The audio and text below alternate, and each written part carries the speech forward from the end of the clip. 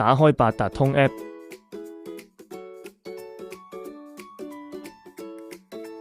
點擊全部功能，往下拉，揾到 call 車儀，點擊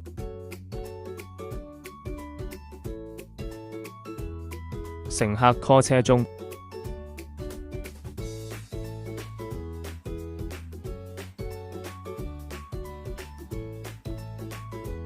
司機在接單大廳選擇搶單，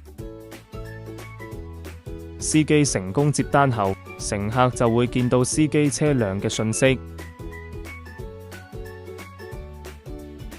司機到達上車點後，需要拖動黃包確認已到達上車點。當乘客上車時，再次拖動黃包確認乘客上車。輸入乘客手機號後4位，